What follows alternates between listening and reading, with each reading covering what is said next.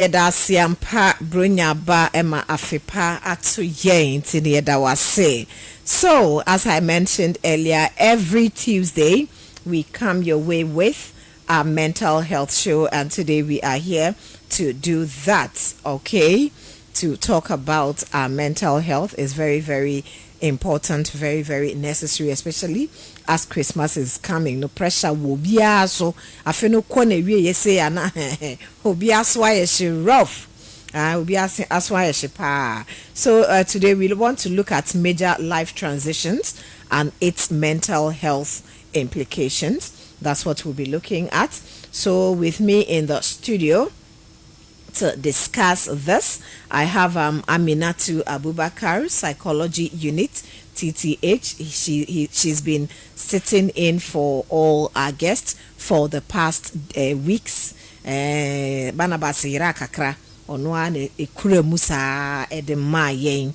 And today Barnabas is here. He's been missing for some weeks now, but thankfully he's here. We are yet to see Dr. Achu after Okoye an induction in the BBA, and we are yet to see him. So ebia or the ako break kakra. Wako break kakra di huna me sure say you wish the next year. But Barnabas is here, and my name is Akusia Kwatima Boache. So as always, let me remind you, we are live on Facebook. We are live on Facebook. That's Fila FM 89.3. So you can join us live on Facebook. And as you join, as always, I will urge you to also share and let others benefit. And then Akusia Fila or Janet Boache on TikTok too, we are there. Ubibeka say we did there. So you can also join us there. So let me welcome my guests in the studio, Amina and also Barnabas. Good morning, Amina and Barnabas. Good morning. Good morning, AKB. Barnabas. AKB. Oyira kakra. Sene ejuma no mra siti na terabia. Ese so oyira. Oboga ko di baby kakra. Du baby ese so timi yira. Oboga ko di baby kakra. Okay. But in all I was happy Amina was holding the fort. Oh, and she did a wonderful job. Yes. She actually did a very good job. Yes. I was very impressed. Once a while I you monitored. I'm using some pseudonym on Facebook, so I will catch you. I sent a couple of messages, so I will catch you. That she was doing a very good job. We are grateful of having her. Of course. And I'm hoping that she doesn't run away like the others. Yes. Amina. There was sumwa. Aha. Now what Eddie gu ewiem. Uhugu wiem a ebe kopa. You yeda sepa mina nyame inshallah. You really held the fort. You really did a very, very, very good job, and we are very much grateful for that. So now if you are there and Barnabas is not there, we are confident that mental health show will still be on. We are very much confident. And kauni wan kaminim ni ebeye. Omu nyina ahwimu yi. Kaminim ni ebeye kasamatu. Okay, so let's come back to our topic for today. That is major life transitions and its mental health implications. So Barnabas, Heidi, let me start with you. Sure. So when we talk about major life transitions, what do we mean? Okay. I want to say a good morning to our cherished listeners. And I want to say good morning to one Alaji and my father. I'm sure he's listening, so he knows himself. I'm happy to be back. And when we talk about major life transitions and its mental health implication, the main thing is that with major life transitions, we are looking at, if you say transition, it's just a change. Okay. So you were in one particular phase and you change from that particular phase to another phase. That's a change. So in layman's term, when we talk about transition, it's just a change. And sometimes to even in funeral announcements, sometimes you see transition on some of the flyers that we see for funerals. It just means that the person is moving from one phase to the other. With issues of transition, AKB, you know, for instance, the time that we were using those times radio that they call it wireless or those kind of things, then you'll be turning it and all those kind of things. You remember that if you are listening to one particular dial, so for instance, let's say someone is listening to a different station and now turning to listen to Fela FM, you realize that the voice that you were listening previously is different from what you are going to listen to at Fela FM. So you need to take some time to really accommodate whatever that new formation, new sound that you are hearing, or to really understand what's the new thing that these people are now talking about before you become used to it. That is how our life also emanates, evolves, or that is how our life also transitions. So when we find ourselves in a particular phase, we need some time to adjust. We need some time to understand the system, to understand the situation before we can carry on. So when we talk about transition, what it means is that there is a significant change in the person's life where there is a shift, or there's some kind of change in the person's roles, the person's responsibility, the person's identity sometimes, and the person's routine as well. So we are looking at the change from your previous roles, your previous responsibilities, your previous identity, and your previous routine. That is what we mean by life transition. And with some of these things, the major ones that we are going to experience in life, or everyone is going to experience in life, are, for instance, you are going to lose a loved one. Whether we like it or not, it's something that we are all going to experience. Even though it's a bad situation that everyone don't want to experience, but we are going to experience it. Sometimes too, people can also, for instance, if it's a woman, the woman can give birth. That is a major transition for the person. For the man to also becoming a parent is even a big deal for that particular individual, because sometimes, being a parent comes with a lot of responsibilities. Now, if you are not used to waking up at dawn, your baby is going to cry and wake you up at dawn, and this same person, you have to go to work and other things. So you realize that it's going to have a lot of impact on you. So there is also marriage, for instance. For some people, marriage becomes very overwhelming to them, and for marriage, a lot of individuals are hoping to get a partner, a suitable partner, to get married to that person, that particular individual, and you realize that you were all of a sudden living by yourself or living with your nuclear family, but now you are going to live with this particular person that you are still exploring, trying to understand how they do their things, and trying to understand the kind of things that they show within themselves, and to understand the person's personality. Sometimes this can be overwhelming, especially within our marriage phase, where most of the times you have people pretending when they are dating.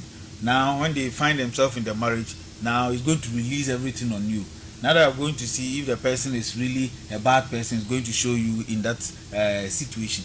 So marriage is also another major life transition that we go through. And for the working class, at one point in time, you cannot do everything. So at one point in time, it's either they are going to push you out of the work, or you are going to retire by yourself. So at that particular moment where you go on retirement, that is also a significant major life transition that every individual, once you are working, you are going to experience. Even if the work is for you yourself, it's going to get to a time where you will not have that energy, you will not have that strength to continue doing what you used to do previously. So retirement is also a major life transition that we are all going to experience as individuals as we go on. So we can just take this as individuals that we are living on this earth. There's going to be a time that there's going to be some change in your life. It can be even moving to stay at a new place. So we should just concentrate on the fact that the major life changes that we experience in life, they can influence our mental health. And for some people, if the change occurs, it can be positive for them. It can be advantageous to them. And for some people, it can be negative for them. Let me give an example. If, for instance, you get to marry someone that really understands you, really cares about you, even though it's a major life transition, that individual is going to be happy because that major life transition has happened and they are benefiting from it. But on the other side, someone might not be lucky. and for instance, will go and marry someone that he or she despises, and in that particular instance, even though you have also experienced a major life transition, that transition is going to be very negative on you, because you are going to be feeling depressed, you are going to be feeling distressed. It's going to cause you a lot of issues. So we should know that depending on the individual and depending on the situation, the major life transition that you are going to go through or a change in your life can bring you positive things related to your mental health, or can bring you negative things related to your mental health. So AKB, this is what we mean by major life transition. Okay, thanks so much, Barnabas, for introducing our topic for us. Now coming back to our lady, Minna. So why does life transitions become emotionally challenging? Because like Barnabas said, it is bound to happen, whether you like it or yes, it is bound to happen. So why does it become emotionally challenging? Thank you so much, AKB. As usual, I'm always excited to join you and our dear listeners and viewers. And before I start, as Barnabas was making his submission, I remembered something my supervisor once said. Okay. That if you want to die fast, that there are three things that usually kill people very fast. Okay. One is the kind of God you serve. If maybe the kind of God you serve is a no-nonsense God, he can strike you at any time. So that is one. And the other one is the kind of partner you also get married to. That can also determine your lifespan. And the third one actually has skipped me. So for us to see why transitions are emotionally challenging, once we are moving from one stage to the other, or something happens and we are supposed to adjust to it, there are a lot of things that come with it. If it's positive, like my mentor said, then that one we thank God, because that's what we are all hoping for. But when it becomes challenging, then we are looking at one of the things are loss of the familiar. For instance, you were with your parents before marriage. You are familiar with them, you are excited, you have your siblings, everything was moving according to the way, if even it's not planned, you are enjoying that system. Then you marry, you are now supposed to join your husband. Maybe the kind of food you are used to eating may not necessarily be the favorite of your husband. The kind of way you would want to arrange your room, put your things, may not necessarily be how your husband would want things to be. And so you see there is a major shift there, and you are supposed to now come and adjust to accommodate all those changes. So it can become very challenging because of you losing what you are mostly familiar with. Again, we can look at a woman that might have been transferred from one place. Let's say you come to Tamale, you've not been in Tamale before, you've been in the south all the while, and you are now in the north. A change like that will require a lot of challenges, or will come with a lot of challenges that you, the woman, or if it's a man, would have to adjust to. Also, we look at the fear of the unknown. Transitions become challenging because of the fear of unknown. You don't know what you are going to meet, and so you begin to worry about what comes next. For instance, if a woman is pregnant, she's even thinking of the delivery. How is it going to go? Am I going to be able to deliver safely, or what is going to happen? Again, like we said, if it's a new work you've gotten, maybe an employment, you are now thinking, how is this going to be like? Am I going to be able to perform better among others? So the fear of you not knowing exactly what you are going to meet alone can pose some challenges for you. Also, we can look at it in a way of a change in identity. You were single, now you are called a married person, whether a man or a woman. Again, maybe you've not given birth. Now your situation has changed. You are now a mother, or you are now a father. I know a father, the wife delivered and brought the baby home. And that night the baby cried so much, the man had to leave the wife and the child in the bedroom and to the living room because of how the child was crying. And that so one there, the men are not able to stand it at all. At all. So meanwhile, it's not only the woman's life that has changed. In this case, you the man, you also have to understand that your life has also changed, because you used not to have a child, you are now a father. And so those are the things that people's identity change. Like my mentor said again, with retirement, you are on the job and now you are going home. Your identity is also going to change from your position to now a retired person, which also comes with its own challenges, among others. And then also there is some kind of pressure and expectation from culture. For example, if a lady gets married, society is expecting that the moment you marry, you should put up a certain behavior. You are now a married woman. So sometimes you see a young girl that has just married, we forget that she's still a young girl.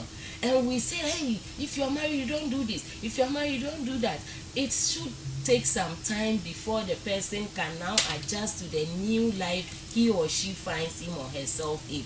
And so the kind of expectation society gives also poses pressure on the person. Also, once you are married, we are expecting that you give birth.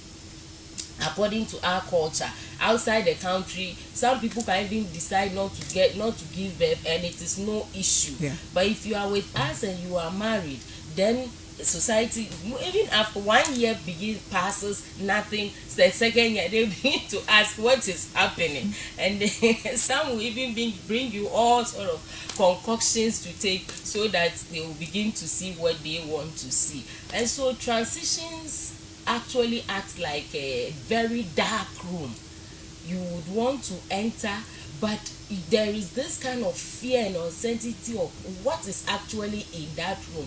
Why? Because you cannot see everything that is there to help you decide before you get in. So these are some of the points that make people find transitions very challenging. AKB. Okay, thanks very much, Amina.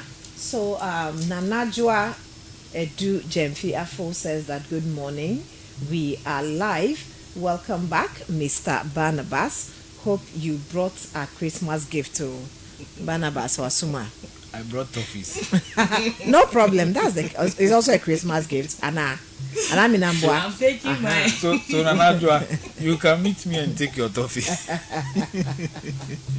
Okay, very interesting. So Barnabas, AKB. let's look at the signs of emotional distress during life transitions. What are they? Okay, thank you very much. So I'm going to look at distress in general. Okay. So with the distress, we have the emotional aspect, we have physical aspect, and we have behavioral aspect. But I'll begin with the emotional signs that we can see or we can identify. We can pinpoint to let us know that if we've actually experienced a change, it is now putting a toll on us, then we need to find a way to deal with it. So with the emotional signs, the first thing that I will mention is persistent worry. So you've realized that something has changed in your life, and because of that, the way you begin to worry has now changed completely. And now you are beginning to feel more worried, more concerned. Sometimes people even worry to the extent that they forget wherever they are within that present moment. There have been people who have, because of worry, they are going to a particular place. By the time they realize they are standing somewhere, then they are asking themselves how they got to that particular place. So if you experience any change in your life and realize that the way you are worrying is becoming too much, then it should tell you that there is an emotional sign that you are experiencing. There is also unexplained sadness. So worry and sadness, normally they are like twin brothers. The moment you are feeling very worried, there's a likelihood that you are going to be sad. Or if you also start being very sad, there's a likelihood that you're also going to be worried. So you can experience unexplained sadness. There's also irritability. So when we talk about irritability, it's just anger. So it's just like, for instance, when we were young, sometimes because of a landlord issue, your father will tell you, you just be there, your father will tell you, oh, tomorrow we are leaving this house, we are going to a different house. And sometimes you are not just leaving the house, but you are leaving all your friends that you've made as a young person. then you are going to meet entirely new people. Sometimes as parents, we do not really consider that, but it puts a lot of toll on this individual. And you'll be in school and now you are quiet to yourself, you are annoyed within yourself as a young person that you had friends thinking about all those things and other things. And to be frank, this is something that has happened to me. When I was young, I think primary 6, we had to relocate from where we were staying to a far place. In fact, the time we got there, that place, I would describe it as a village, but now there is not a village. Because I was living in the middle of town, all of a sudden, we are in a village, and where we even went to stay, we were the last people at that particular place. So when you just cross, behind our house was only farms for people and other things. So by 6, you have to be in the room because the whole place is very dark. And I remember thinking about all my friends that I've left behind, the memories that I had with them. They never could me cry and I'm crashing. Ah? Najano. Bajano. Everything no. I'm Fabian, everything. So these are all things that happen, and sometimes you are sitting in class and you are annoyed, you are furious that why couldn't your dad find a different place that was closer to where your friends are for you to mingle with them and all those kind of things. So when you realize that there's a change in your life and you are becoming easily angered, you are becoming irritable, it should tell you that there is a sign that you need to take note of. Then also there can be a sudden loss of interest in previous activities that you are doing. Obviously, when you become sad, sometimes it comes with those kind of emotions. Then also talking about the physical signs, because you have transitioned into a new place, you are trying to adapt and other things. Sometimes people can experience headaches. Others can also experience stomach discomfort. There can be trouble sleeping. This one, a lot of people normally experience it, especially when you travel from maybe you go to a new place and you are trying to sleep. A lot of people struggle to sleep. For me, sometimes it might take even 3 days for me to be able to adjust. Other than that, I'll just be staring for a very long time before I can finally sleep. Sometimes there's also fatigue that the individuals experience. Then there's also change in appetite. Just because there have been a sudden change in your life can also contribute to this. Then when we come to the behavioral signs, with the behavioral signs, there can be withdrawal from your family. So for instance, because of that particular thing that has happened, Amina talked about how a man had to move from the bedroom to the living room. Sometimes, let me just say small for we the men. When the baby is crying, I don't know, I say it can pierce through your body and you are shaking and those kind of sorts. So I also remember when one of my younger brothers, they gave birth to them. They can cry. I was sleeping in the next room, but when he wakes up and he's crying, that is the end of the day for all of us. So just be lying down and be staring. So sometimes they're crying, Charlie. So that's our issue. So with some of these things, so the woman should endure it alone, eh? We are now adapting to it. So we are adapting to it to come and help you. So we will not leave everything to you. We are adapting to it to come and help you. So some of these things, sometimes because of the distress, because of the difficulty with it, people begin to now withdraw from their family members. There's also ignoring of responsibilities. So now what you expect the individual to do, because the transition has hit the person hard, it can be even the person losing the job. Because the transition has hit the person hard, there are certain things that you expected the individual to be doing. Now they've neglected all their responsibilities. Another thing is that people began to procrastinate because of the major life incident that they've gone through, the distress of it, the pain of it. There are things that they are expected to do, but now because they are sad, they are worried, they are now postponing it. So I'll do it today. I'll do it in a minute's time. I'll do it 1 hour time. By the time you realize, they don't even move ahead to do anything. There is also increase in conflict with loved ones. Just as I talked about how you move from town to typically a village, I was angry with my dad for a while that he couldn't actually make us stay in town and he has to push us to this particular place, and by 6 every place is dark and you have to sleep by force, even though you don't want to sleep. So you can begin to have conflict with your loved ones because there have been that particular change that you experience. And even with married people, I listened to a particular podcast where they were even talking about how sometimes married people even fight over whether we should turn the light on or we should turn the light off. So these are just some of the transitions that people go through, because one person is used to sleeping with light, another person is used to not sleeping with light. So how do we navigate all these things? These things are all some of the transitions that we experience. And when some of these things occur, they begin to cause some increase in conflict with our loved ones. So AKB, with transitions in life, it comes with a lot of symptoms, as we've mentioned, but we should know that it can affect our emotions. It can also bring some physical symptoms, and it can also bring some behavioral symptoms as well. Okay. Sleeping with light. All right. Thank you very much, Barnabas. So coming back to Amina, what health or what are the health or the ways people can use, all right, to adapt to change, because or transition, because they say that change is the only constant thing. Exactly. So whether we like it or yes, the change will come. Yeah. So what we rather need is to adapt to those changes. So how can we do that? Thank you so much for the question. It's very important, as we've said. If something you cannot do away with, then you should learn how to live with. So for us to be able to adapt well to change, first we have to be able to accept what has happened. Okay. And when we talk of acceptance, I would like to add that it doesn't mean you agree or approve of what has happened. Because for instance, if you lose a loved one and everyone is begging you to accept the situation, it doesn't mean that what has happened is what you wanted. But you first have to be able to accept the situation so you can find other ways you can go around it. Or someone has lost his or her job, and we are talking of acceptance. Are we saying if you accept it, it means you liked what has happened?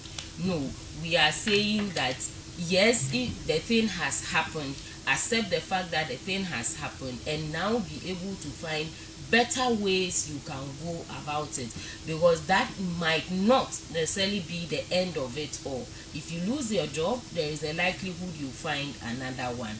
And also some of these transitions, like becoming a mother or a new job, they come with some level of responsibilities. And so if we are able to break our activities or work or chores into bits, that can also help us adapt better. For instance, if you move into a new working environment, you first have to take your time to study the kind of people that are around, your routine, what is expected of you, what you are supposed to do, and then see how best you can adjust to these things gradually. That way it will cater for the overwhelm that we normally feel.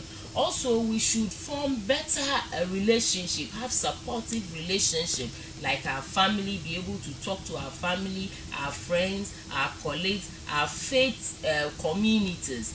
All these can help, especially as the mothers. Sometimes if you are going through a lot of things at home, you feel like you are the only one going through it. But the moment you open up to others, you see that you are not on an island.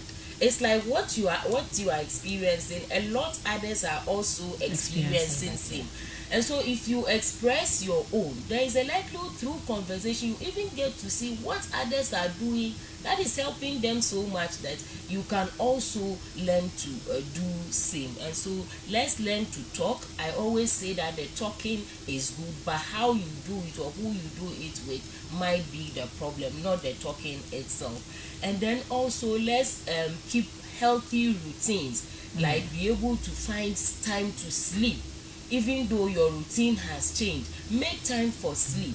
Also your nutrition, don't skip meals.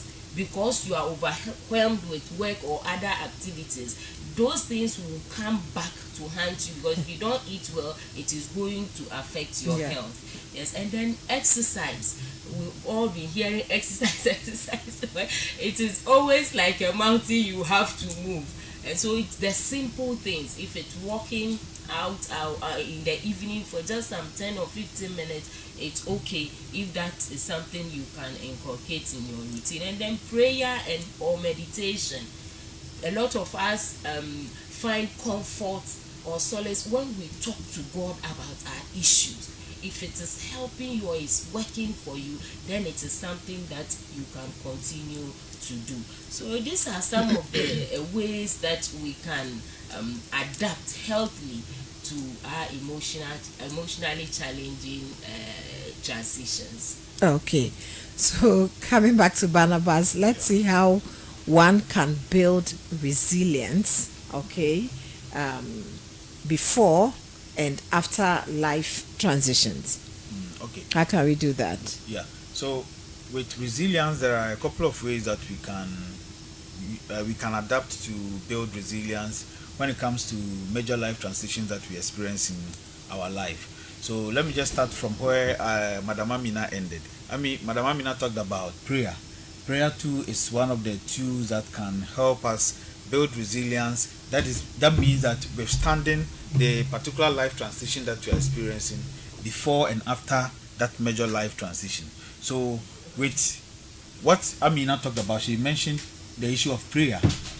We can also use prayer to help us build that strength. Okay. So before and after. So here we are not just allowing it to just the emotions to just overwhelm us, but before you realize that, oh, you've been through a major life transition, you can begin to use it. So if you are someone that prays, likes talking to your maker, and it helps you, we should continue to do that. And don't do it only after you realize that you are experiencing those emotional distress or you're experiencing distress.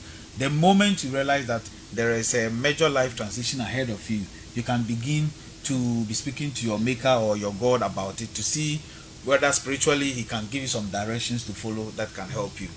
Another important thing that we can do to help us is that we can stay flexible. Okay. There are individuals that normally their thinking is either black or white. And in this world, we don't have either black and white. Sometimes people can be in the middle. So it's not that if you don't maybe get 100%, then it means that you fail. No, someone can still get 80% and will still pass. Back in school, I think primary 6 as well, there was this girl that was always on top of us. First. One day, she was not lucky. There was a new girl that came to our class. And the girl and toppled her. Yes. Chai. And she was second. Come and see cry. This girl was crying all over the place. That the father will say she has failed, blah blah blah. And we those around there. Me at that time, I think I was 15 for 18, one of them. So I was wondering, so what would my father say? You have gotten second, you are crying. So what about us? Look at me, I got 15, I'm not saying anything. You have gotten second and you are crying. Okay, so sometimes we build that kind of rigid thinking within our children and within people, that people feel that if I don't pass, it means I'll fail. But sometimes there can be a middle ground within that. So it's the same way. If we experience a change in our life, we shouldn't say that because I couldn't do this, I'll fail. But there are middle grounds that we should also consider. Another thing that can help us build our resilience is to cultivate positive thinking. So positive thinking means that you being realistic about the things that you are doing or the things that you are saying to yourself. So for instance, ordinarily people can be experiencing major or difficult situations. Sometimes people can even lose their job, and in losing their job, someone can say, oh, because I've lost my job, my life has ended. But another person looking at the situation will accept that, oh, even though I've lost my job, I think I have other skill that I can begin to develop or I can begin to use to see how best it can help me. But these are two similar individuals that have lost their job. And you realize that the one that is saying their life has ended will go on not doing anything. and will continue to be worried and be concerned about what they losing their job. But the one that has normally now focused on the fact that, oh, I have some skill and I can begin to develop it, you will realize that that person will begin to grow and develop as time goes on, as compared to the individual. So we need to cultivate that sense of positive thinking. And positive thinking also means that being realistic. So you don't tell yourself you can do something that ordinarily you know your strength cannot do it, but you have to stay within your means and also be positive about the things that happen to you. The next thing that we can do is that we can develop some problem solving skills. Okay. So yes, we are all going to experience this kind of changes in our life. In that particular moment, what can be done? So if it is the child that is crying every time at the dawn and you are not able to stay with your wife, what can be done? Maybe you can go and see a doctor, to see a pediatrician, to see how best we can help suit your child, so that if they are crying, they can stop crying, or sometimes there can even be something that is wrong with the child. So you find solutions to the issue, the change that you have experienced. Once you begin to find solutions to it, it's going to help you to better become resilient and to withstand that particular transition that you are experiencing, or you began to help you prepare yourself towards the transition that you are going to experience. So an example is that if you want to move to a new place with your children, can we look at how we can begin preparing our children's mind? Don't just stand up one day and tell them that tomorrow we are going to stay here. That one is like a shock. So begin, you know that maybe in a month time you are not going to stay there. Begin to gradually help the children. So maybe you send them there for some time to go and feel the environment when you are going there, and you tell them way ahead, so that they also begin to put their things in place, so that they can follow you whilst you go. So we need to develop these kind of skills, problem solving skills, so that when the transition finally happens, it doesn't hit us so badly. And the last thing that I want to add is that we strengthen our emotional awareness. This is very important because as individuals, we need to begin to identify when I'm worried, how I feel or how I behave. When I'm sad, how I behave. When someone says something that is very helpful to me, how do I behave? When I'm happy, how do I behave? So that you can begin to differentiate between instances or issues that happen to you. So that as an individual, you know that if you are feeling a particular way, then you know maybe someone said some hurtful things to you,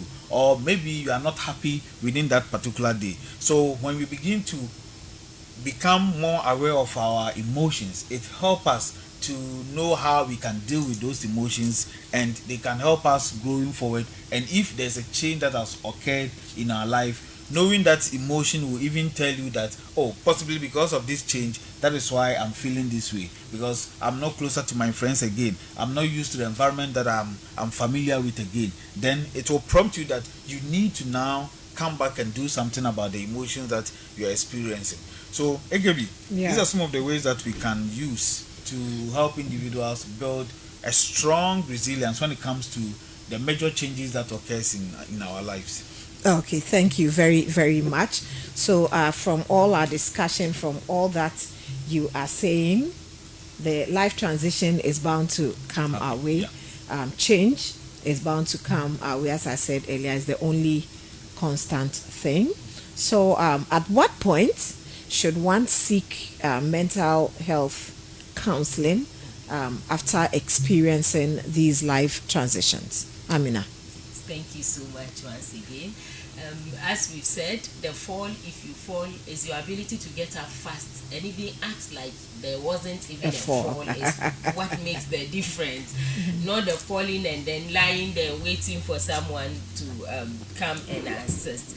But if we see that maybe where we've reached, these are some of the things you would see at that point, there is a need for you to seek help, so that you make sense of the emotional storm that you may be going through as a result of the transition. First, you can, when you feel stuck or overwhelmed because of what you are going through, then there is the need for you to seek help.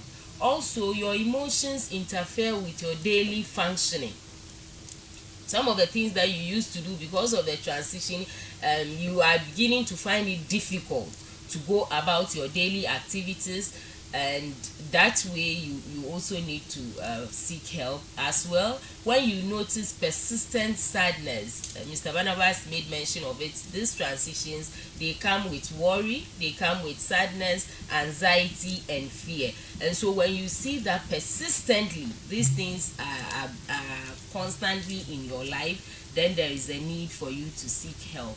Also, when you are having trouble adapting to the new responsibilities, you've tried all you can and still it's like you are not making a headway, then there is a need for you to seek help so that you'll be able to go about it with ease. And then when there is so much conflict in relationship, especially in marriage, after that you are unable to make any headway, that way you also need to seek help. Also, when you begin to feel like you should isolate yourself, or you feel like you are unsupported, you are all alone, everything is crashing, there is a need for you to also come and seek help. And then counseling offers you a safe and confidential space where you can have your emotional clarity, and then coping strategies that will be tailored specifically for you.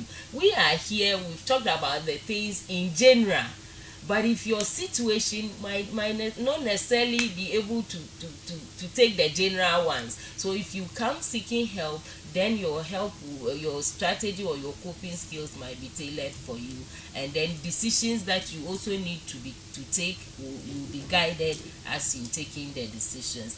Also, when you seek help, you are able to reduce stress, and then you get through the situation easily. So AKB, these are some of the signs that when you see, you should begin to seek help or counseling. Okay, thank you very, very much. So we've been told the signs, but Barnabas, na no other so or no the ope akoko tio. Oh, agoti enyena. Say nkuko kitinkiti abai there. Oh, enyena. You can easily get akoko tea. Ope mienu kra menya ama no. Nanajwa wasumwa osupetu kra akoko tea no obenya the about. So thanks so much. This morning we've been looking at major life transitions and its mental health implications, and then Amina just told us, okay,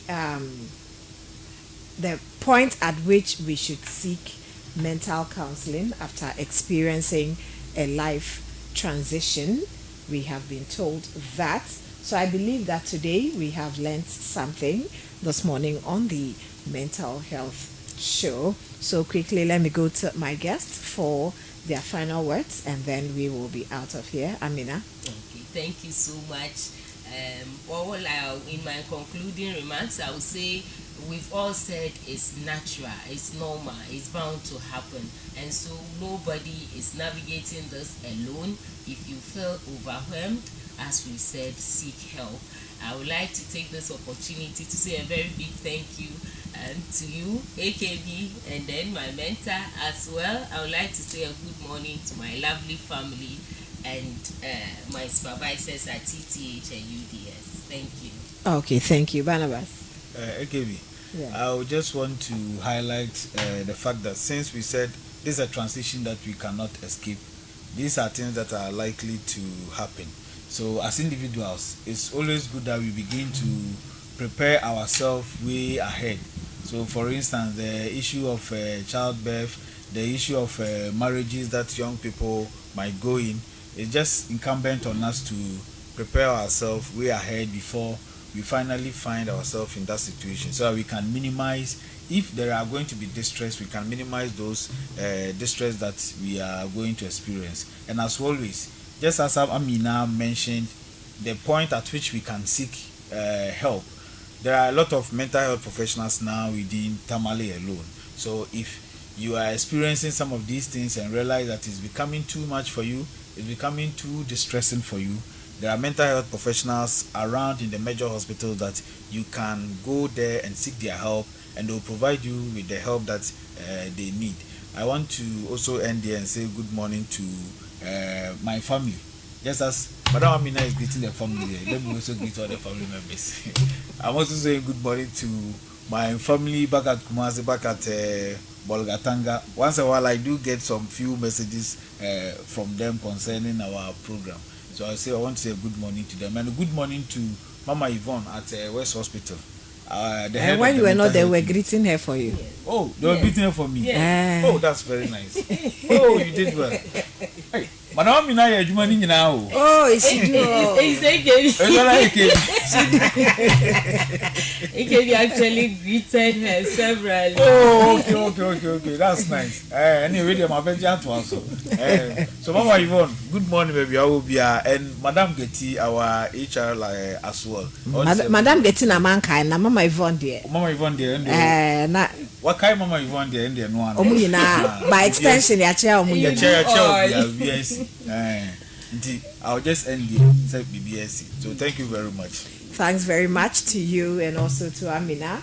So that has been our mental health show this morning, talking about major life transitions and its mental health implications. So this morning, right here with me in the studio, I've had Barnabas Atangungu from the Tamale West Hospital and also Aminatu Abubakar from the TTH Psychology Unit. Together, they told us more about major life transitions and its mental health implications. Thanks to you out there for doing the listening. Thanks to all those who joined us on Facebook, especially Nana Ajua. Thank you very, very much.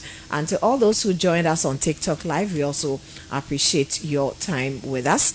My name is Akusia Kwatuma Boache. Thanks to Akumsin Matthew as well for the Facebook Live and the TikTok Live. So, as always, see you, God willing, next week when we come your way with another interesting and educative topic on our mental health show. So do stick and stay. When we have the signal, will surely take you to the nation's capital for the discussion segment.